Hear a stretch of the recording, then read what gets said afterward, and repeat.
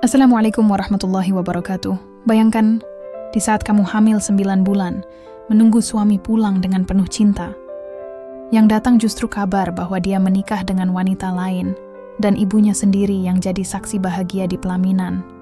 Tapi siapa sangka, hari yang dipenuhi air mata itu justru menjadi titik awal kebangkitan seorang perempuan bernama Nadia. Namaku Nadia.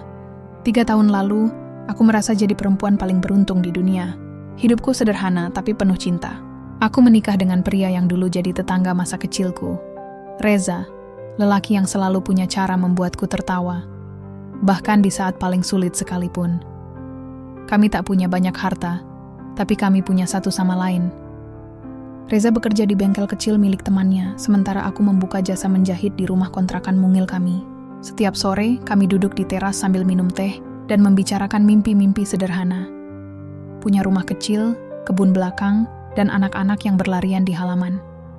Hidup kami berjalan tenang, sampai suatu pagi, aku terlambat datang bulan. Awalnya kupikir hanya lelah. Tapi setelah kupastikan lewat tespek yang kubeli di warung depan, 2 garis merah itu muncul jelas. Tanganku gemetar, bukan karena takut, tapi bahagia yang tak bisa kujelaskan dengan kata. Aku menunggu Reza pulang kerja malam itu. Begitu ia tiba, aku tak bisa menahan diri. "Za," kataku pelan sambil menggenggam tangannya. "Kita bakal punya anak." Aku tak akan pernah lupa ekspresi wajahnya. Matanya membesar, lalu senyumnya muncul pelan, campuran terkejut dan haru. Ia memelukku erat, menempelkan telinganya di perutku, meski di sana belum terasa apapun. "Serious, Dai? Kita bakal jadi orang tua?" Aku mengangguk, menahan air mata bahagia.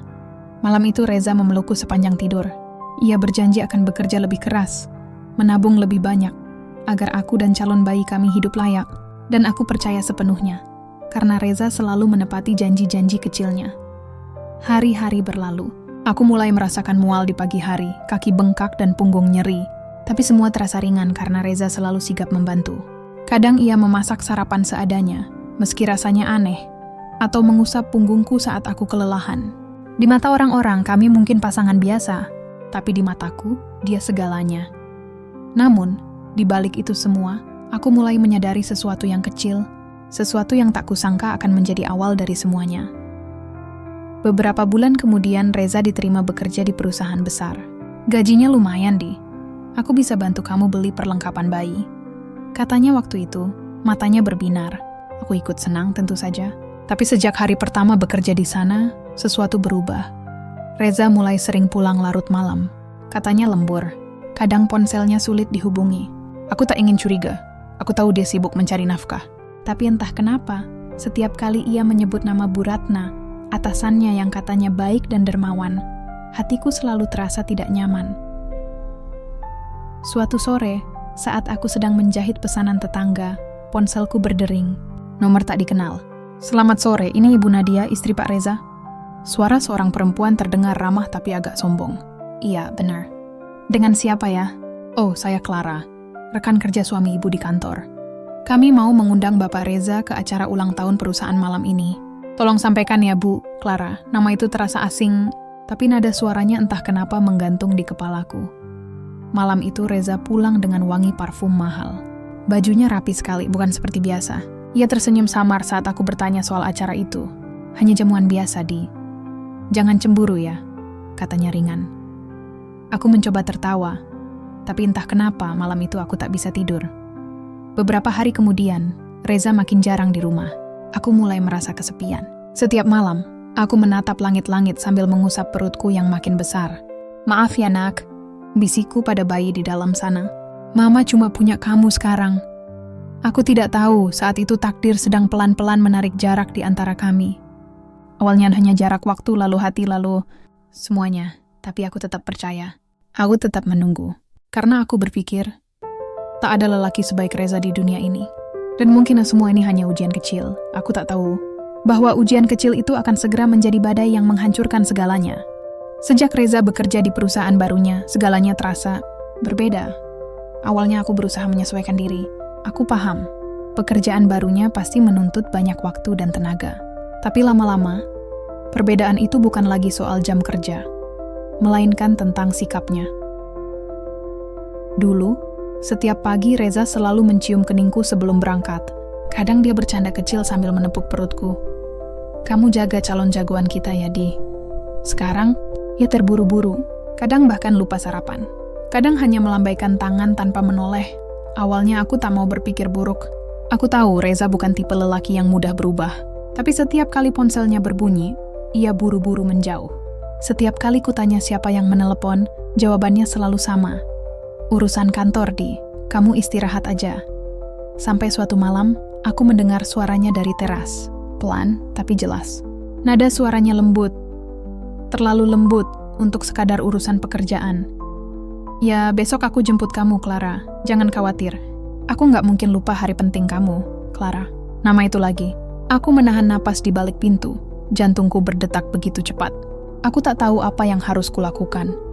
Apakah keluar dan menegurnya? Atau pura-pura tak dengar? Tapi aku memilih diam. Karena bagian dari diriku masih ingin percaya. Mungkin aku salah dengar. Mungkin hanya teman kerja. Namun malam itu, untuk pertama kalinya dalam pernikahan kami, aku menangis tanpa tahu kenapa. Hari-hari berlalu, dan perubahan Reza makin terasa. Ia mulai memerhatikan penampilan. Rambutnya disisir rapi, parfum mahal selalu menempel di bajunya. Aku sempat bercanda. Kantormu pasti penuh gadis cantik ya? Ia hanya tertawa kecil, tapi matanya tak menatapku. Aku mencoba menutupi rasa sakit dengan sibuk menjahit. Aku tak mau terlihat lemah, apalagi di masa kehamilanku yang sudah semakin besar. Kadang aku berbicara sendiri dengan bayi di perutku. Papa kamu sibuk? Nak, mungkin dia lagi berjuang buat masa depan kita, kataku sambil tersenyum, meski air mata menetes diam-diam. Sampai suatu sore, aku nekat datang ke kantornya. Aku membawa bekal makanan kesukaannya, ayam kecap yang dulu selalu ia minta saat lembur. Tapi sesampainya di sana, satpam menatapku heran. Bu, Pak Reza udah keluar dari tadi siang. Katanya ada urusan pribadi, katanya sopan. Aku hanya tersenyum canggung, tapi di dalam dada, rasanya seperti ada yang retak. Aku menunggu di halte depan kantor. Setiap mobil yang lewat, aku berharap itu Reza. Tapi yang datang justru mobil putih mewah, berhenti di depan gedung, dan aku melihatnya. Reza keluar dari mobil itu, membukakan pintu untuk seorang perempuan cantik bergaun krem. Clara, tanganku spontan gemetar, dan kotak bekal yang kubawa terjatuh ke tanah. Aku ingin lari, tapi kakiku lemas. Aku ingin marah, tapi suaraku hilang. Yang bisa kulakukan hanya berdiri di sana, menatap mereka berdua berjalan beriringan, tertawa bersama. Aku tahu saat itu, sesuatu di dalam diriku hancur. Tapi anehnya yang terasa bukan amarah, melainkan penyangkalan. Aku pulang dengan langkah gontai, memeluk perutku erat-erat, dan mencoba berbohong pada diriku sendiri. Mungkin itu cuma klien. Mungkin aku salah lihat. Mungkin mereka cuma kerja bareng. Tapi jauh di dalam hati, aku tahu. Mungkin itu hanya alasan supaya aku bisa tetap kuat. Malam itu Reza pulang lebih awal. Ia membawa sekotak kue mahal. Dari kantor, katanya sambil tersenyum kecil. Bos baru traktir. Aku tak berkomentar apa-apa. Hanya menatapnya diam-diam. Ada senyum di wajahnya, tapi ada jarak di matanya. Aku ingin bertanya, tapi bibirku tak sanggup. Aku takut kalau aku bertanya, semua yang kupikirkan akan jadi nyata. Jadi aku memilih diam, menahan luka dalam hati, sambil menyiapkan makan malam untuknya. Ketika ia tertidur, aku duduk di sisi ranjang, mengusap wajahnya perlahan. Aku cuma pengen kamu bahagia, Za. Bisikku lirih. Tapi tolong jangan buat aku jadi alasan kamu berubah. Aku tahu cinta itu butuh kepercayaan. Tapi aku juga tahu, kepercayaan bisa hancur hanya dengan satu kebohongan kecil. Dan malam itu aku bisa merasakan ada sesuatu yang sedang disembunyikan oleh Reza. Sesuatu yang kelak akan merenggut semua kebahagiaan kecil yang pernah kami punya. Hari itu panas sekali. Aku duduk di teras rumah. Perutku sudah besar. Mungkin hanya tinggal beberapa minggu lagi sebelum aku melahirkan. Tangan kiriku sibuk menjahit baju bayi mungil berwarna biru muda. Hadiah kecil untuk anakku nanti. Tapi pikiranku entah di mana. Sudah 3 hari Reza tidak pulang. Katanya ada proyek luar kota, tapi aku tahu perasaanku menolak percaya. Seorang istri tahu kapan suaminya sedang berbohong. Dan kali ini hatiku menjerit, tapi bibirku tetap diam. Siang itu, tetanggaku Bu Sinta datang dengan wajah canggung. Ia biasanya cerewet dan suka berbagi cerita ringan. Tapi kali ini matanya menatapku dengan ragu. Benar ya, maaf sebelumnya ya, saya cuman kasihan lihat ibu sendirian di rumah. Aku tersenyum, meski perasaanku sudah mulai tidak tenang. Kenapa, Bu? Ada apa? Bu Sinta menelan ludah. Saya barusan ke pasar, terus nggak sengaja dengar obrolan orang. Katanya, Pak Reza, suami ibu, mau nikah lagi minggu depan. Sama orang kaya. Katanya anak pengusaha besar di perusahaan tempat dia kerja. Aku tertawa kecil, tapi suaraku terdengar getir. Bu Sinta bisa aja. Mana mungkin Reza nikah lagi? Saya ini istrinya, Bu. Hamil besar begini. Aku mencoba tersenyum, tapi jantungku berdegup tak karuan. Namun Bu Sinta tak tertawa. Ia malah menunduk. Kalau nggak percaya, coba ibu lihat sendiri. Lalu dari tasnya, ia mengeluarkan selembar kertas, undangan. Kertas tebal berwarna gading. Bertuliskan nama mempelai dengan tinta emas. Reza Pradana and Clara Adiwinata mengundang Anda untuk hadir dalam resepsi pernikahan kami. Dunia rasanya berhenti berputar. Tanganku gemetar. Nafasku tersengal. Aku membaca ulang nama itu berkali-kali, berharap aku salah lihat. Tapi tidak. Itu benar. Nama suamiku. Nama pria yang setiap malam ku peluk, yang selalu ku percaya. Air mataku jatuh membasahi kertas itu. Aku tertawa lirih, tapi suaraku serak, seperti orang gila. Reza, kamu serius ya? Bu Sinta berusaha memegang bahuku. Saya minta maaf, Bu. Saya nggak bermaksud. Aku menggeleng. Tidak apa-apa, Bu. Terima kasih. Suaraku bergetar, tapi aku berusaha kuat.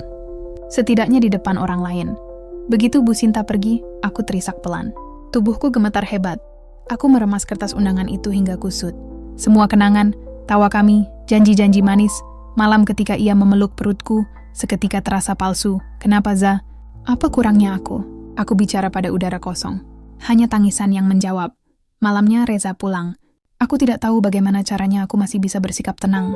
Ia datang membawa oleh-oleh buah tangan, seperti biasa. Dari luar kota, katanya santai. Aku menatapnya, lama sekali. Dari luar kota? Atau dari tunanganmu? Tanyaku pelan, dia tertegun. Wajahnya berubah pucat. Nadia, kamu dengar dari siapa? Aku mengangkat kertas undangan yang sudah kusut, lalu melemparkannya ke meja. Dari dunia yang udah nggak tahan lihat kebohongan kamu, Reza. Suasana rumah mendadak sunyi. Hanya bunyi napasku yang berat dan degup jantungku yang berlari. Reza menarik napas panjang lalu duduk di kursi. Dengar, Di, aku nggak bermaksud nyakitin kamu. Tapi aku harus melakukan ini. Keluarga Clara bantuin aku naik jabatan. Aku cuma, potongku tajam. Cuma mau hidup lebih baik dengan cara ninggalin aku dan anak kamu. Reza menunduk. Aku nggak ninggalin. Aku masih tanggung jawab sama kamu dan bayi ini. Tapi tolong, jangan ganggu pernikahan itu. Aku membeku. Kata-katanya menancap seperti pisau. Jangan ganggu pernikahan itu. Seolah aku ini bukan lagi istrinya. Seolah aku cuma beban yang harus disingkirkan. Aku berdiri dengan susah payah, menahan sakit di perut dan dada. Reza, aku nggak butuh harta. Aku cuma pengen kamu pulang. Aku pengen anak kita punya ayah yang baik. Tapi kalau kamu lebih pilih mereka daripada kami, aku menarik napas dalam, maka jangan pernah balik lagi. Aku masuk ke kamar, menutup pintu, dan menangis sepuasnya. Reza tidak mengetuk pintu malam itu. Ia pergi begitu saja. Beberapa hari setelah itu, aku mendengar kabar bahwa pernikahan Reza akan digelar di hotel mewah. Ibu mertuaku, yang dulu sering mengunjungiku membawa sayur dan nasihat hangat, ternyata ikut membantu persiapan acara. Rasanya seperti ditikam dari dua arah, dari suami yang berkhianat, dan dari mertua yang diam-diam merestui. Aku hanya bisa menatap perutku yang bergerak pelan. Anakku, sepertinya papa kamu sudah lupa sama kita. Tapi nggak apa-apa, Nak. Mama masih punya kamu. Kita akan kuat, ya? Aku usap air mataku, dan di saat itulah aku memutuskan sesuatu. Keputusan yang akan mengubah segalanya. Jika Reza berani menikah di atas air mata istrinya, maka aku pun harus berani datang. Bukan untuk mengemis, tapi untuk menuntut keadilan atas cinta yang dikhianati. Sudah 2 malam aku tidak bisa tidur. Setiap kali memejamkan mata, wajah Reza dan Clara muncul silih berganti di kepalaku. Aku masih tak percaya. Bagaimana bisa lelaki yang dulu bersumpah akan menjaga dan mencintaiku sampai mati, kini bersiap menukar aku dan anak yang kukandung demi kemewahan. Pagi itu, aku memutuskan pergi ke rumah Bu Rukmini, Ibu Reza. Bukan untuk marah, tapi aku butuh penjelasan. Butuh jawaban. Kenapa semua orang diam melihatku hancur?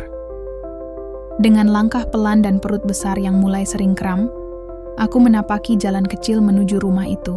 Rumah yang dulu terasa hangat setiap kali aku datang. Dulu, Bu Rukmini sering menyambutku dengan senyum dan sapaan lembut. "Wah, menantu kesayangan Mama datang juga," katanya sambil menepuk bahuku. Tapi hari ini, entah kenapa, udara di depan rumah itu terasa dingin. Pagar rumah besar itu terbuka. Beberapa orang tampak mondar-mandir, membawa hiasan dan peralatan pesta. Aku menggernyit. Persiapan pernikahan itu sudah dimulai. Seorang pembantu mengenaliku. "Benar ya?" katanya kaget. "Ya," jawabku pelan. "Saya mau ketemu Ibu Rukmini." "Ada beliau di rumah?" Tak lama Bu Rukmini muncul dari dalam, mengenakan daster mahal dan perhiasan berkilau. Wajahnya tampak segar, jauh berbeda dari terakhir kali aku melihatnya. Ia menatapku dari ujung kepala sampai kaki. Pandangannya dingin, tidak ada lagi kehangatan seorang ibu. "Nadia," katanya datar. "Ngapain kamu datang ke sini?" Aku berusaha tersenyum. "Maaf Bu, saya cuma mau bicara baik-baik. Tentang Reza, tentang pernikahan itu." Ia menyilangkan tangan di dada. "Oh, jadi kamu udah tahu ya? Baguslah. Berarti kamu nggak perlu pura-pura lagi." Aku tertegun. "Pura-pura apa, Bu?" "Pura-pura jadi istri yang sempurna. Kamu pikir Mama nggak tahu? Reza itu udah capek hidup miskin, Di. Kamu cuma penjahit. Apa yang bisa kamu kasih buat masa depan dia?" Nada suaranya tajam, menusuk. Aku menunduk, menahan air mata yang mulai menggenang. "Saya mungkin nggak kaya, Bu. Tapi saya selalu berusaha jadi istri yang baik. Saya cinta sama Reza." "Cinta nggak bisa bayar listrik, Nadia," potongnya keras. "Reza sekarang punya kesempatan besar. Clara itu anak konglomerat, bisa angkat derajat keluarga kami. Dan kamu..." Ia menatap perutku dengan tatapan jijik. "Kamu malah hamil di waktu yang salah." Dadaku sesak. Aku berusaha mengatur napas. "Bu, anak ini cucu ibu. Darah Reza juga. Kenapa ibu bisa tega berkata begitu?" Ia tertawa kecil, sinis. "Cucu? Cucu yang bakal nyusahin hidup Reza, iya. Dengar Nadia, kamu udah nggak cocok buat keluarga ini.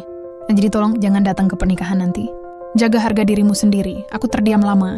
Dalam hati kecilku, aku masih berharap ia akan berubah nada bicara, akan memelukku seperti dulu. Tapi tidak. Yang kudengar justru kata-kata yang membuatku ingin pingsan di tempat. "Kalau kamu nekat datang, jangan salahkan siapa-siapa kalau kamu dipermalukan." Aku menggigit bibir, menahan tangis. "Baik Bu," jawabku lirih. "Saya cuma pengen satu hal. Lihat mata Reza sekali lagi dan tanya, kenapa dia tega ngelakuin ini." "Sudah cukup Nadia, pergi." Bentaknya. "Kamu nggak punya tempat di sini lagi." Aku melangkah pelan keluar rumah itu. Punggungku terasa berat. Bukan karena kandungan, tapi karena beban yang tak terlihat. Saat sampai di depan pagar, aku berhenti sejenak dan menatap rumah itu sekali lagi. Rumah yang dulu jadi tempat penuh tawa kini terasa asing, seperti dindingnya menolak kehadiranku. Angin siang berhembus pelan, membawa aroma bunga dari halaman. Aku menatap langit dan berbisik lirih, "Ya Tuhan, aku cuma minta kekuatan. Kalau aku memang harus kehilangan semuanya, jangan biarkan aku kehilangan harapan." Aku pulang dengan langkah gontai. Sepanjang jalan orang-orang menatapku dengan pandangan iba. Aku tahu kabar pernikahan Reza sudah tersebar, tapi aku tidak peduli. Di dalam diriku, aku sudah membuat keputusan. Kalau dunia menolak kehadiranku, maka aku akan datang ke dunia mereka. Meski harus dipermalukan, meski harus terluka, aku akan datang ke pernikahan itu. Bukan untuk meminta cinta kembali, tapi untuk menunjukkan bahwa aku, seorang istri yang ditinggalkan dan seorang ibu yang sedang mengandung, masih punya harga diri. Malam itu, aku duduk di depan cermin, memandangi wajahku sendiri. Mata bengkak, pipi pucat, tapi ada sesuatu di sana yang tak pernah kulihat sebelumnya. Keteguhan. Aku usap lembut perutku. "Nak, Mama janji, kita akan hadapi ini bareng-bareng. Mama nggak akan lari." Lampu rumah redup, tapi di dalam hatiku, nyala kecil mulai tumbuh. Rasa sakit yang tadinya menghancurkan kini berubah jadi kekuatan. Dan tanpa kusadari, malam itu adalah awal dari perlawanan kecil seorang perempuan yang dianggap lemah. Sudah 3 hari aku menyiapkan diri, bukan untuk pesta, tapi untuk menghadapi kenyataan paling pahit dalam hidupku. Setiap detik terasa panjang, setiap malam terasa dingin. Aku duduk di kursi ruang tamu, memandangi undangan yang kusut di meja. Kertas yang menjadi bukti bahwa hidupku tak lagi sama. Aku sudah mencoba segalanya. Bicara baik-baik, memohon bahkan menahan air mata di depan ibu mertua yang dulu kupanggil Mama. Tapi hasilnya sama, aku tetap dianggap beban, penghalang jalan menuju harta dan status kini. Hanya ada 2 pilihan, diam dan membiarkan diriku diinjak, atau berdiri dan menunjukkan bahwa aku masih punya harga diri. Pagi itu, Aku menatap cermin lama di kamar. Perutku sudah besar sekali. Kadang aku harus berhenti berjalan karena rasa nyeri di pinggang. Tapi anehnya, hari itu tubuhku terasa kuat. Ada semacam dorongan dari dalam, mungkin dari bayi di perutku. Seolah ia ikut menyemangati. Aku berbicara pelan sambil mengelus perutku. Nak, hari ini mama bakal datang ke tempat di mana papa kamu bersanding sama perempuan lain. Bukan buat rebut papa, tapi buat nunjukin ke mereka kalau mama nggak serendah yang mereka pikir. Aku mengenakan gamis sederhana berwarna hijau tua, hadiah dari Reza waktu ulang tahun pernikahan kami 2 tahun lalu. Kainnya sudah mulai pudar, tapi justru itu yang membuatku ingin memakainya. Satu-satunya hal yang masih mengingatkanku pada masa ketika cintaku masih dihargai. Aku menutup kepala dengan kerudung, menarik napas panjang, lalu memandangi cermin sekali lagi. Wajahku pucat, tapi mataku tak lagi kosong. Ada luka di sana, tapi juga ada tekad. Siang itu aku naik angkutan menuju hotel tempat acara pernikahan Reza dan Clara diadakan. Sopir menatapku lewat kaca spion. Mungkin heran melihat perempuan hamil besar sendirian membawa tas kecil. "Bu, mau kemana?" "Kelihatannya ibu nggak sehat loh," katanya. Aku tersenyum samar.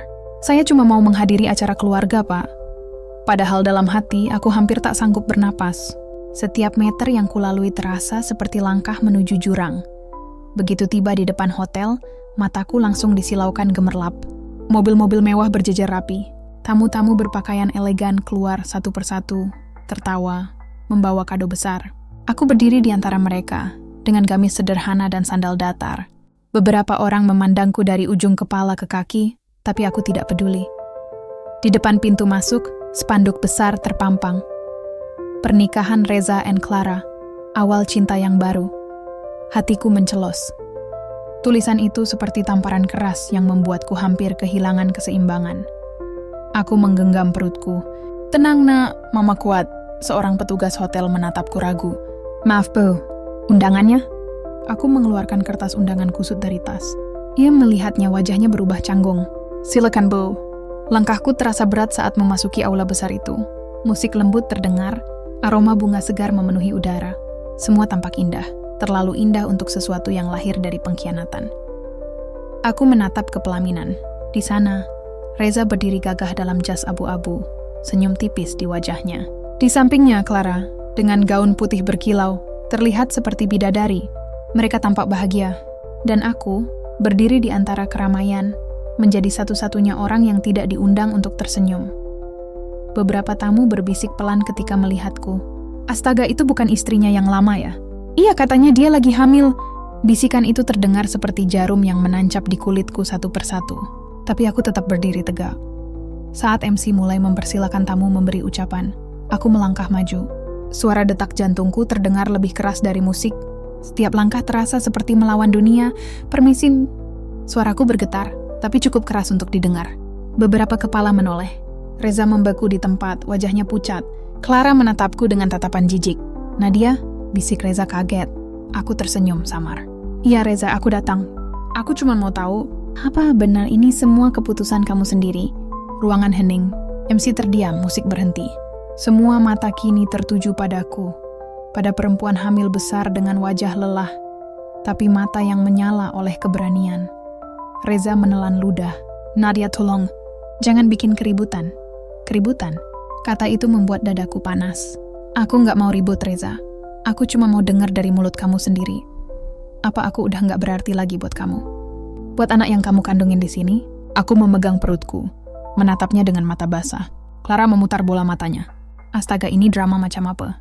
"Reza, suruh dia keluar sebelum tamu-tamu jijik liatnya." Kata-kata itu menusukku dalam-dalam. Tapi aku tetap menatap Reza, menunggu jawaban. Namun yang kulihat hanyalah diam.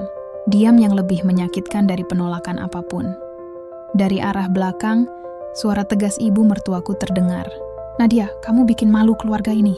Pergi dari sini sebelum mama suruh satpam usir kamu." Aku menoleh perlahan. Ia berdiri dengan wajah penuh kemarahan. Sementara tamu-tamu berbisik semakin keras. Aku menggigit bibirku, menahan air mata yang hampir pecah.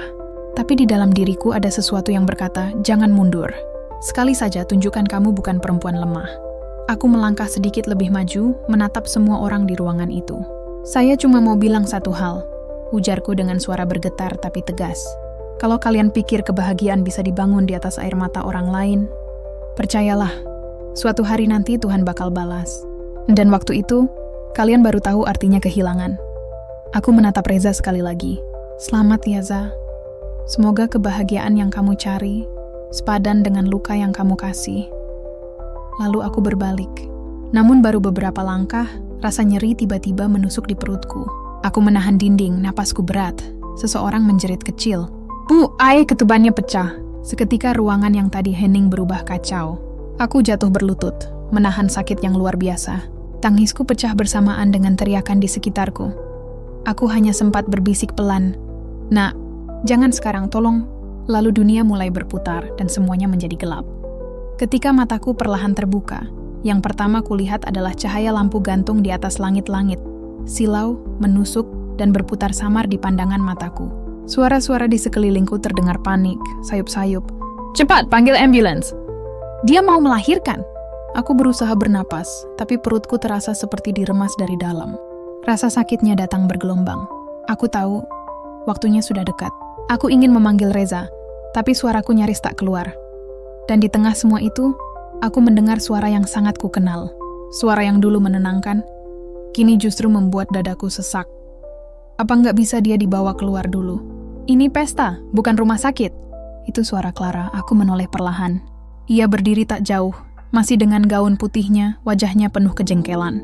Sementara Reza hanya berdiri di sampingnya, tampak bingung dan tegang. Reza, panggilku lemah. Ia menatapku, tapi tak mendekat. Ia menoleh ke ibunya, seperti anak kecil menunggu perintah. Dan suara ibunya pun terdengar, dingin dan menusuk.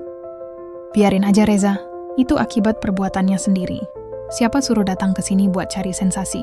Aku menatap ibu mertua itu dengan air mata menetes. Aku pernah memeluk wanita itu, memasakkan makanan kesukaannya, bahkan memijat kakinya ketika beliau sakit. Tapi hari ini beliau berdiri di depanku seperti musuh yang haus kehormatan. Bu, suaraku bergetar. Saya cuma mau bicara baik-baik. Saya nggak niat bikin malu. Namun bukannya membantu, ibu mertua justru berjalan mendekat, lalu menatapku dari atas ke bawah dengan pandangan penuh jijik. Bicara baik-baik? Katanya tajam, kamu datang ke pesta anak saya dengan perut sebesar itu, di depan semua tamu, terus jatuh kayak gitu. Itu bukan cari simpati namanya? Mau semua orang kasihan sama kamu. Beberapa tamu berbisik-bisik di pojok ruangan. Sebagian terlihat tidak nyaman, tapi tak ada satupun yang berani bicara. Aku hanya bisa menggigit bibir, menahan tangis. Reza masih diam. Clara memegang tangannya erat-erat, seolah menunjukkan siapa yang sekarang punya kendali. Aku bisa melihat, mata Reza bergetar, tapi bibirnya tetap terkunci. Sampai akhirnya Clara bicara, dengan suara setenang racun. Kalau kamu masih punya harga diri, Nadia, kamu harusnya nggak datang ke sini. Kasian, tamu-tamu kita jadi risih lihat kamu. Bukannya aku jahat, tapi kamu udah nggak punya tempat di hidup Reza. Kata-kata itu seperti belati yang ditusukkan pelan ke dadaku. Aku ingin melawan, tapi rasa sakit di perutku kembali datang. Lebih kuat dari sebelumnya. Aku menahan dinding, menunduk, mengerang pelan. Ya Allah, sakit banget. Namun ibu mertua bukannya panik, malah melipat tangan di dada. Pura-pura. Jangan diladenin Reza. Kalau beneran mau melahirkan, biar dia pergi ke rumah sakit sendiri. Jangan bawa-bawa nama keluarga kita. Seketika suasana jadi kacau. Beberapa tamu mulai berdiri. Sebagian merasa kasihan. Seorang perempuan muda, mungkin tamu dari pihak Clara, menghampiriku dan berusaha membantu. Tapi sebelum sempat memegang tanganku, suara ibu mertua menegur tajam. Jangan ikut campur. Ini urusan keluarga. Aku tak sanggup lagi. Tubuhku gemetar. Air mata terus mengalir tanpa bisa kutahan. Aku menatap Reza, memohon dengan sisa tenaga. Zab, tolong aku. Cuma kamu yang bisa nolong aku sekarang. Dan di saat aku berpikir mungkin masih ada secercah kasih di hatinya, Reza malah menunduk pelan dan berkata, Nadia, tolong jangan bikin malu. Aku janji, nanti aku bantu kamu setelah acara ini selesai. Sekarang, tolong pergilah dulu. Dunia seketika terasa berhenti. Suara musik, bisikan tamu, semuanya lenyap. Hanya ada suara detak jantungku yang berpacu dengan air mataku. Aku tersenyum kecil, meski hatiku remuk. Pergi? Aku cuma mau melahirkan anak kamu, Reza. Aku mencoba berdiri, tapi kakiku goyah. Tangan seseorang menyambar bahuku. Ternyata pelayan hotel yang sejak tadi memperhatikan. Bu, jangan dipaksakan. Saya bantu ya. Sini, pelan-pelan. Pelayan itu menatapku dengan penuh iba, lalu memanggil tim medis dari luar. Sementara itu, Reza masih berdiri kaku di pelaminan, memandangi semua tamu yang kini sibuk berkerumun di sekitarku. Aku dibaringkan di lantai dengan alas seadanya, sementara kontraksi makin kuat. Aku menggenggam tangan pelayan itu erat-erat. Sambil menahan sakit, aku sempat menatap Reza sekali lagi. Pria yang dulu kucintai sepenuh hati. Reza, suaraku nyaris tak terdengar. Kalau nanti anak ini lahir, aku harap dia nggak nurun sifat kamu. Reza menatapku, matanya memerah, tapi lagi-lagi, ia tak bergerak. Mungkin karena takut atau karena gengsi. Aku tak tahu. Dan di tengah rasa sakit yang luar biasa, aku hanya bisa berbisik lirih pada diriku sendiri. Ya Allah, kalau ini memang waktuku, lindungi anakku. Jangan biarkan dia lahir di dunia yang penuh kebencian. Sampai akhirnya suara siren ambulans terdengar dari luar. Beberapa orang menyingkir memberi jalan. Aku digotong keluar aula. Sementara dari kejauhan aku masih bisa mendengar suara Clara. Baguslah dia pergi. Akhirnya pestanya bisa dilanjut tanpa drama. Aku menutup mata, menahan air mata yang terus mengalir. Langit sore tampak abu-abu ketika aku dibawa masuk ke ambulans. Dan di saat pintu menutup, aku berbisik pelan pada bayi di perutku. Maaf, Nah. Maman gak kuat lagi. Tapi Mama janji, kamu bakal lahir dengan cinta, walau tanpa ayah di sisi kita. Lalu, semuanya kembali gelap. Lagi, suara siren ambulans memecah jalanan sore itu. Aku terbaring di atas tandu, tubuhku gemetar hebat. Setiap kali kontraksi datang, rasanya seperti ada pisau yang menusuk dari dalam. Nafasku tersengal, keringat dingin membasahi seluruh tubuh. Pelayan hotel yang tadi menolongku duduk di samping, menggenggam tanganku erat-erat. Sabar ya, Bu. Bentar lagi sampai rumah sakit. Napasnya diatur. Aku mencoba mengikuti arahannya, menarik napas dalam-dalam, tapi rasanya paru-paruku sudah tak mampu lagi. Mataku mulai kabur. Suara di sekelilingku sayup-sayup. Yang sempat kupikirkan hanya satu. Apakah aku akan selamat? Atau mungkin ini memang akhir ceritaku? Aku menatap langit-langit ambulans, lalu pelan-pelan membisikkan doa. Ya Allah, jangan biarkan anakku kehilangan ibu sebelum sempat melihat dunia. Begitu sampai di rumah sakit, semuanya terjadi begitu cepat. Aku dipindahkan ke ruang bersalin, para perawat berlarian, dokter datang tergesa-gesa. Aku hanya bisa mendengar potongan kalimat mereka di antara rasa sakit yang membuat pikiranku berantakan. Pembukaannya cepat sekali. Tekanan darahnya turun. Siapkan oksigen cepat. Aku menggenggam spray dengan sekuat tenaga, menahan teriakan yang hampir pecah dari tenggorokanku. Setiap kali rasa sakit datang, aku berjuang bukan hanya untuk melahirkan, tapi juga untuk tetap sadar. Dalam kabut antara sakit dan lemah, tiba-tiba aku merasa seseorang memegang tanganku. Lembut, hangat. Tapi bukan tangan Reza. Aku menoleh perlahan. Samar kulihat wajah Dr. Laila, sahabat lamaku yang bekerja di rumah sakit itu. Nadia, tenang ya. Aku di sini. Fokus napas. Kita bisa lewatin ini bareng-bareng. Aku mengangguk lemah. Air mataku mengalir tanpa suara. Laila, kalau aku nggak kuat, tolong jaga anakku, ya. Jangan ngomong gitu. Kamu kuat, Nat. Demi bayi kamu, demi hidup kamu sendiri. Kata-katanya seperti cahaya kecil di tengah gelap yang menelanku. Aku mencoba percaya. Aku mencoba bertahan. Aku tak tahu berapa lama proses itu berlangsung. Yang ku tahu, aku berteriak, menangis, berdoa tanpa henti. Dan di antara jeritan, aku mendengar tangisan kecil, suara paling indah yang pernah ku dengar dalam hidupku. Bayinya lahir, seru salah satu perawat. Tangisku langsung pecah. Anakku, bisikku lirih. Seorang perawat mengangkat bayi mungil itu. Tubuhnya masih basah, wajahnya merah, tapi tangisnya keras. Tanda bahwa ia hidup. Aku tak mampu menahan air mata. Anakku yang diterima kasihnya, Nak. Kamu kuat banget. Dr. Laila menatapku sambil tersenyum haru. Itu keajaiban, Nat, bayimu perempuan. Anda sehat? Aku tersenyum tapi tubuhku sudah terlalu lemah. Suara-suara mulai terdengar jauh lagi. Perutku masih terasa nyeri hebat. Lalu tiba-tiba, pandanganku kembali menggelap. Nadia, Nad, tensi turun. Cepat siapkan darah tambahan. Suara Laila panik. Tapi aku hanya bisa mendengar samar. Aku merasa dingin, sangat dingin. Sampai akhirnya semuanya menjadi sunyi, aku terbangun di ruang putih. Aneh, semuanya terasa damai. Tak ada rasa sakit. Aku berjalan, tanpa sadar bagaimana caranya. Di depan sana aku melihat cahaya lembut. Ada sosok perempuan yang tersenyum padaku. Wajahnya mirip almarhum ibuku. Sudah cukup, Nak. Kamu sudah berjuang, katanya lembut. Aku tersenyum balik, air mataku jatuh. Bu, aku capek, tapi anakku baru lahir. Aku belum sempat peluk dia. Ibu itu menggeleng pelan. Kalau begitu kembalilah. Dia butuh kamu lebih dari siapapun. Cahaya itu semakin terang, dan aku merasa seperti ditarik kembali ke dalam tubuhku. Aku tersentak menghirup napas panjang. Suara mesin monitor berdetak cepat di sebelahku. Dr. Laila berdiri di samping ranjang, matanya berkaca-kaca. Alhamdulillah, kamu sadar juga, Nat. Aku menatapnya lemah. Anakku, mana anakku? Ia tersenyum. Bayimu sehat, Nat. Lahir dengan tangisan paling kencang dari semua bayi hari ini. Aku menutup mata. Air mata menetes lagi. Tapi kali ini bukan karena sakit, melainkan karena syukur. Terima kasih ya Allah. Aku nggak apa-apa, asalkan dia hidup. Beberapa jam kemudian, perawat membawa bayiku ke pelukanku. Kecil, mungil, dan begitu hangat.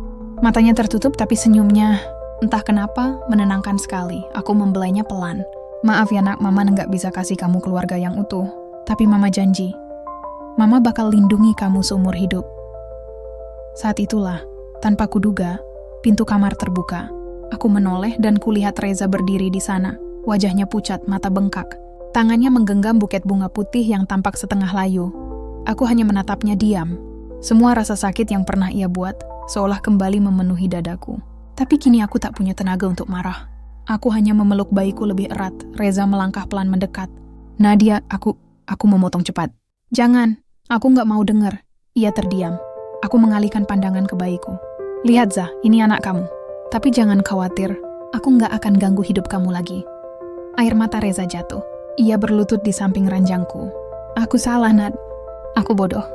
Aku takut kehilangan segalanya, tapi malah kehilangan kamu. Aku tersenyum pahit. Sudah terlambat, Reza. Kadang, penyesalan datang tepat di saat seseorang udah nggak butuh lagi alasan. Reza menunduk. Tangannya gemetar. Sementara aku hanya bisa menatap bayiku dan berbisik. Lihat, Nak. Ini ayahmu. Ingat wajahnya, tapi jangan tiru caranya memperlakukan orang yang tulus mencintainya. Malam itu, saat semua orang tertidur, aku terjaga di samping bayi kecilku. Aku tak tahu apa yang akan terjadi besok, tapi satu hal pasti. Aku tidak akan pernah lagi hidup untuk menyenangkan orang lain. Aku kini hidup untuk satu alasan, untuk anakku. Untuk membuktikan bahwa dari kehancuran pun, seorang perempuan bisa bangkit lagi. Dan di luar jendela, hujan turun perlahan, membasuh luka seolah alam pun ikut berduka. Namun juga memberi tanda bahwa hidupku baru saja dimulai kembali. Sudah 2 minggu sejak aku melahirkan. Tubuhku masih lemah, tapi setiap kali menatap wajah kecil di pelukanku, semua rasa sakit seperti menguap. Aku menamainya Alia, berarti langit, karena aku ingin dia tumbuh setinggi itu, meski ibunya pernah terjatuh sedalam-dalamnya. Setiap pagi aku menatap Alia yang tidur pulas, lalu berbisik, mulai sekarang, hidup Mama cuma buat kamu. Nak, kita nggak butuh siapapun. Lagi, aku kini tinggal di rumah kontrakan. Kecil yang jauh dari rumah mertuaku. Dr. Laila lah yang membantu mencarikan tempat ini dan juga menanggung biaya rumah sakit saat aku tak punya apa-apa. Sementara Reza, sejak hari itu, dia tak pernah lagi datang. Suatu sore, aku duduk di teras sambil memangku Alia. Langit mendung, aroma hujan menyelinap di udara. Aku masih bisa mengingat jelas malam pesta itu. Bagaimana aku dipermalukan, dicaci, dan diusir. Tapi anehnya, sekarang rasa marah itu sudah tidak sebesar dulu. Yang tersisa hanya rasa lega, karena ternyata saat seseorang berhenti berharap pada orang yang salah, hati jadi lebih tenang. Kadang aku masih bertanya-tanya, bagaimana kabar Reza dan Clara sekarang? Tapi setiap kali rasa penasaran muncul, aku langsung menatap wajah Alia, dan jawabannya selalu sama. Mereka bukan urusanku lagi. Namun hidup punya caranya sendiri untuk mempertemukan masa lalu, bahkan ketika kita sudah berusaha melupakannya. Malam itu, saat aku menidurkan Alia, terdengar ketukan di pintu. Pelan, tapi terdengar tergesa. Aku mengintip dari jendela, dan mataku langsung membesar. Reza. Ia berdiri di bawah hujan, pakaiannya basah kuyup, wajahnya pucat, matanya sayu seperti orang yang tak tidur berhari-hari. Aku diam beberapa detik, lalu membuka pintu perlahan. Ada apa lagi, Reza? Tanyaku datar. Ia menunduk, suaranya serak. Nad, aku cuma mau lihat Alia. Aku menatapnya lama, menimbang. Lalu tanpa bicara, aku melangkah ke dalam, mengambil Alia yang sedang tidur, dan menunjukkannya dari jarak aman. Nih, lihat. Dia sehat, dia bahagia, dan dia nggak butuh air mata dari orang yang ninggalin ibunya pas sekarat. Reza menggigit bibir, menahan tangis. Nah, aku menyesal. Aku tahu semua yang kulakuin salah, tapi aku kehilangan semuanya. Aku menatapnya tajam. Maksud kamu? Ia menarik napas berat. Clara ninggalin aku seminggu setelah pesta. Dia kabur ke luar negeri bawa semua uang yang aku punya. Perusahaan tempat aku kerja pun ternyata milik keluarganya. Dan mereka pecat aku tanpa pesangon. Mama juga sakit keras. Katanya dia nyesel udah ngusir kamu hari itu. Aku terdiam. Bukan karena bahagia mendengar kabar buruk itu, tapi karena aku sadar, karma benar-benar bekerja tanpa aku harus melakukan apapun. Reza menatapku lagi, kali ini dengan mata yang benar-benar kosong. Aku cuma pengen mulai lagi, Nat. Aku mau tanggung jawab. Aku mau jadi ayah buat Alia. Aku menggeleng pelan. Reza, yang kamu hancurkan bukan cuma hidupku, tapi juga kepercayaan yang susah payahku bangun buat kamu. Ia menunduk. Kasih aku kesempatan, Nat. Sekali aja. Aku menghela napas panjang. Kesempatan itu kamu udah punya dulu, Za. Tapi kamu pakai buat menikahi orang lain di saat aku menunggu kamu pulang sambil menahan sakit perut. Matanya memerah. Ia berlutut di depanku, memohon. Nadia, aku tahu aku nggak pantas, tapi aku beneran nyesel. Aku nggak bisa tidur tiap malam mikirin kamu dan Alia. Aku menatapnya lama. Dulu aku pernah memimpikan momen ini, saat Reza sadar dan kembali. Tapi sekarang, ketika itu benar-benar terjadi, rasanya kosong. Cintaku padanya sudah terkubur di tempat yang sama dengan semua air mataku. Aku hanya berkata pelan, Za, mungkin kamu nyesel karena kehilangan aku. Tapi aku nggak nyesel kehilangan kamu. Reza terdiam. Hujan di luar semakin deras, tapi ia tetap berlutut di lantai, menatapku dengan mata memohon. Kalau kamu nggak mau maafin aku, setidaknya biarin aku lihat Alia setiap minggu, katanya pelan. Aku berpikir sejenak. Sebagai ibu, aku tahu aku tak bisa sepenuhnya memutus hubungan Alia dengan ayahnya. Tapi sebagai perempuan, aku juga tak mau lagi memberi ruang untuk orang yang pernah menghancurkan hatiku. Akhirnya aku menjawab, baik, kamu boleh lihat dia, tapi cuma di depan rumah. Bukan di dalam hidup kami lagi. Reza menunduk menangis. Terima kasih, Nad. Aku memeluk Alia erat-erat, menatapnya yang tidur pulas di pelukanku. Alia nggak butuh ayah sempurna, Za. Dia cuma butuh ibu yang kuat. Dan aku udah belajar jadi itu. Setelah Reza pergi malam itu, aku duduk lama di depan jendela, menatap hujan yang belum juga reda. Aku sadar, kadang Tuhan membiarkan kita kehilangan sesuatu bukan karena ingin menghukum, tapi karena ingin menyelamatkan. Aku kehilangan suami, tapi Tuhan memberiku anak yang jadi alasan untuk terus hidup. Aku kehilangan rumah, tapi Tuhan memberiku tempat baru yang dipenuhi ketenangan. Aku kehilangan cinta, tapi menemukan harga diriku sendiri. Dan di luar sana, Reza akhirnya merasakan arti kesepian yang dulu ia berikan padaku. Sementara aku, kini belajar mencintai luka yang pernah ingin kulupakan. Karena dari sanalah kekuatanku tumbuh. Sudah hampir 3 bulan sejak malam hujan itu. Malam ketika Reza datang dengan wajah penuh penyesalan. Sejak saat itu hidupku perlahan berubah. Tidak lagi gelap meski belum sepenuhnya terang. Tapi ada cahaya kecil yang terus tumbuh di hatiku. Seperti matahari pagi yang malu-malu menembus kabut. Alia sekarang berusia 2 bulan. Wajahnya mirip sekali dengan Reza, tapi matanya, entah kenapa selalu mengingatkanku pada diriku sendiri. Keras kepala tapi penuh kasih. Setiap kali ia tersenyum di tengah malam, saat aku kelelahan, rasanya semua luka di dada seperti sembuh sedikit demi sedikit. Hari-hariku kini sibuk tapi menyenangkan. Aku mulai menerima pesanan kue kecil-kecilan dari tetangga.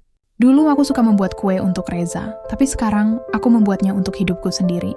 Setiap loyang kue yang matang di oven, bagiku seperti simbol. Aku bisa menghasilkan sesuatu dari yang sederhana, dari sisa-sisa semangat yang dulu nyaris padam dokter.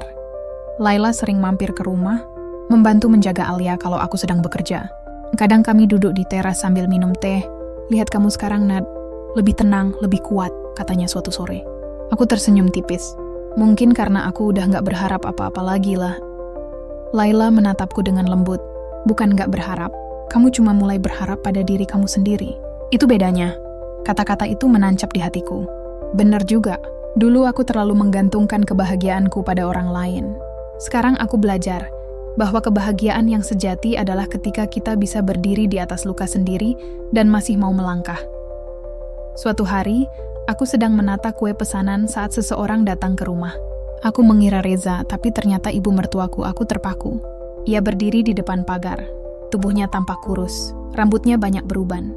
Wajah yang dulu menatapku penuh amarah, kini tampak rapuh. "Aku boleh masuk, Nat?" Suaranya pelan, nyaris bergetar. Aku menelan ludah. Jujur aku tak siap, tapi aku juga tak tega menolak. "Silakan, Bu." Ia duduk perlahan di kursi tamu, matanya langsung mencari Alia yang sedang tidur di ayunan kecil. "Cantik ya cucuku," katanya pelan, sambil menahan air mata. Aku diam, hanya menatapnya. Lalu ia mulai bicara, suaranya parau. "Nadia, aku datang bukan buat minta maaf, karena aku tahu maafku nggak akan cukup. Aku cuma pengen bilang, aku salah. Aku buta karena uang. Aku kira Reza bakal bahagia kalau punya hidup mewah. Ternyata aku yang menghancurkan kebahagiaannya sendiri." Aku menatap wajahnya yang menua, dan untuk pertama kalinya, aku tidak melihat musuh di sana. Yang kulihat hanyalah seorang ibu yang kalah oleh ambisinya sendiri. Ia lanjut, "Reza sekarang kerja serabutan. Dia sering nangis, Nad. Katanya setiap malam dia mimpiin kamu sama Alia. Aku cuma pengen kamu tahu, dia nyesel banget." Aku menghela napas panjang. "Bu, aku udah gak dendam, tapi aku juga gak bisa kembali ke masa lalu. Luka ini udah terlalu dalam, Bu." Ia mengangguk, matanya berkaca-kaca. "Aku ngerti. Aku cuma pengen lihat cucuku sesekali. Kalau kamu izinkan." Aku terdiam, lalu menatap Alia yang tertidur. "Boleh, Bu, tapi jangan bawa masa lalu lagi ke rumah ini. Aku mau Alia tumbuh dengan cinta, bukan air mata." Ibu mertua tersenyum kecil. "Terima kasih, Nak." Untuk pertama kalinya ia memanggilku Nak lagi. Dan entah kenapa, panggilan itu membuat dadaku terasa hangat. Bukan karena rindu, tapi karena aku akhirnya bisa melepaskan semua yang menahan langkahku selama ini. Malamnya, aku menulis di buku harian. Kebiasaan lama yang baru kumulai lagi sejak melahirkan. Hidupku mungkin tak sempurna, tapi aku bersyukur. Tuhan menutup satu pintu dengan keras, tapi membuka jendela yang lebih luas. Saat menulis itu, Alia tiba-tiba bergerak kecil, menguap lucu. Aku tersenyum lalu mengusap kepalanya. "Nak, kelak kalau kamu besar, Mama pengen kamu tahu. Hidup nggak selalu adil, tapi kita bisa memilih untuk tetap baik." Aku tahu, perjalanan masih panjang, tapi untuk pertama kalinya, aku merasa ringan. Tak ada lagi rasa ingin membalas, tak ada lagi tangisan di malam hari. Yang ada hanyalah tekad untuk membesarkan Alia dengan cinta dan keberanian. Pagi berikutnya, aku berdiri di depan rumah sambil memandangi langit. Matahari terbit indah sekali hari itu, hangat, tenang, dan jujur. Persis seperti hatiku. Aku tersenyum, lalu berbisik pada diri sendiri. "Terima kasih Tuhan, sudah memberiku kekuatan untuk jatuh dan bangkit dengan cara yang lebih indah." Dan di saat itu juga, aku sadar, aku bukan lagi istri yang dikhianati, tapi perempuan yang diselamatkan. 3 tahun sudah berlalu sejak semua kejadian itu. Waktu berjalan pelan tapi pasti, menyembuhkan luka yang dulu kupikir tak akan pernah sembuh. Sekarang aku bukan lagi perempuan yang takut pada masa lalu. Aku adalah Nadia, seorang ibu tunggal, pembuat kue rumahan yang kini punya toko kecil di pasar dekat rumah. Di depan tokoku, tergantung papan kayu sederhana bertuliskan, "Hidup punya cerita, homemade cakes and pastries." Setiap kali seseorang bertanya kenapa aku memilih nama itu, aku cuma tersenyum, karena aku tahu, setiap manusia memang punya ceritanya sendiri. Tentang luka, pengkhianatan, penyesalan, dan kebangkitan. Dan aku adalah salah satu di antaranya. Alia kini sudah berusia 3 tahun. Gadis kecil itu tak hanya membawa cahaya dalam hidupku, tapi juga alasan untuk terus melangkah. Rambutnya hitam legam, matanya bulat seperti bintang. Setiap pagi dia akan berlari ke arahku sambil berteriak riang, "Mama, kue Mama wangi banget." Aku tertawa, lalu mencium pipinya yang lembut. Alia bantu Mama ya bungkusin pesanan. "Siap, Mama!" jawabnya sambil tertawa kecil. Aku sering berpikir, kalau dulu aku menyerah pada saat paling gelap dalam hidupku, mungkin aku tidak akan pernah melihat senyum secantik itu. Kadang, Reza masih datang. Tidak sesering dulu, tapi sesekali ia mampir membawa mainan kecil untuk Alia. Aku tidak lagi merasa marah, hanya datar. Kami bicara seperlunya saja, tentang Alia, tentang sekolahnya nanti. Suatu sore, setelah lama tak datang, ia berdiri di depan toko sambil menatap papan nama "Hidup Punya Cerita". Ia tersenyum samar. "Nama yang bagus, Nat. Aku menatapnya sebentar, lalu menjawab pelan. Karena setiap orang akhirnya sadar, hidupnya memang cuma cerita. Tapi bagaimana akhirnya? Itu pilihan kita. Ia terdiam. Pandangannya menerawang jauh. Mungkin aku baru ngerti sekarang. Aku hanya tersenyum tipis. Tak ada dendam. Tak ada air mata. Kadang aku bahkan kasihan padanya. Bukan karena aku masih mencintai, tapi karena aku tahu penyesalan itu jauh lebih menyakitkan daripada kehilangan. Sebelum pergi, Reza menatap Alia yang sedang bermain pasir kecil di halaman. "Dia mirip kamu," katanya pelan. Aku mengangguk. Iya, semoga dia tumbuh jadi perempuan yang enggak takut kehilangan siapapun, asal enggak kehilangan dirinya sendiri. Malam itu, setelah menutup toko, aku duduk di teras. Alia sudah tidur dan langit penuh bintang. Aku menatap ke atas, mengingat semua hal yang pernah kulewati. Dulu aku menangis karena merasa hidupku berakhir. Ternyata, justru di saat itu, hidupku baru dimulai. Aku kehilangan suami, tapi Tuhan memberiku kekuatan. Aku kehilangan rumah, tapi Tuhan memberiku tempat untuk pulang, diriku sendiri. Dan aku kehilangan cinta, tapi Tuhan menggantinya dengan makna. Sekarang aku tahu, setiap luka memang punya tujuan. Karena tanpa luka, aku nggak akan belajar menghargai sembuh. Tanpa kehilangan, aku nggak akan tahu arti punya. Dan tanpa masa lalu, aku nggak akan jadi aku yang sekarang. Aku tersenyum, menatap langit yang gelap tapi indah. Terima kasih Tuhan, sudah menulis ceritaku dengan cara yang tak kusangka. Angin malam berhembus lembut, membawa aroma roti yang masih tersisa dari dapur. Aku menutup mata, lalu berbisik pelan. Hidup memang nggak sempurna. Tapi selama aku punya cinta, aku nggak kekurangan apapun. Beberapa waktu kemudian, toko kueku makin ramai. Bahkan ada pelanggan tetap, seorang pria paruh baya yang sering membeli kue untuk anak-anak panti asuhan. Namanya Pak Arif. Orangnya tenang, sederhana, dan setiap kali berbicara, selalu menatap dengan cara yang membuatku merasa dihargai. Suatu sore, ia berkata, "Nadia, aku suka semangat kamu. Kamu membuat kue dengan hati, bukan sekadar resep. Mungkin karena kamu pernah melewati banyak rasa." Aku tertawa kecil. "Iya, Pak. Kadang rasa pahit justru bikin manisnya lebih terasa." Ia tersenyum. "Benar. Dan mungkin itu juga cara Tuhan menunjukkan. Kalau setiap akhir yang pahit cuma pembuka dari awal yang lebih indah." Aku menatapnya lama. Entah kenapa, ucapannya menenangkan hatiku. Mungkin benar, Tuhan tidak menulis cerita hanya dengan air mata, tapi juga dengan harapan. Beberapa bulan setelah itu, aku membuka cabang kecil di kota sebelah. Toko kue Hidup Punya Cerita kini punya banyak pelanggan tetap, dan bahkan jadi tempat belajar bagi ibu-ibu yang ingin bangkit dari hidup sulit. Setiap kali melihat mereka tertawa, aku merasa bahagia dengan cara yang sederhana tapi utuh. Karena aku tahu, kisahku yang dulu kelam kini bisa menjadi cahaya bagi orang lain. Pagi itu, saat Alia bersiap pergi ke taman kanak-kanak, ia menatapku dan berkata polos, "Mama, nanti kalau aku besar, aku juga mau kayak Mama." Aku tersenyum, berlutut di hadapannya. "Kenapa sayang?" "Soalnya Mama kuat, Mama baik, dan Mama nggak takut sendirian." Mataku panas. Aku memeluknya erat. "Nak, Mama kuat karena kamu. Karena kamu, Mama tahu hidup ini pantas dijalani." Hari beranjak siang. Aku menatap papan toko yang berayun ditiup angin. Hidup punya cerita, dan aku sadar. Ceritaku belum selesai, hanya berganti bab. Karena dalam setiap luka, selalu ada harapan. Dalam setiap air mata selalu ada makna. Dan dalam setiap kisah, selalu ada cinta yang tak pernah padam.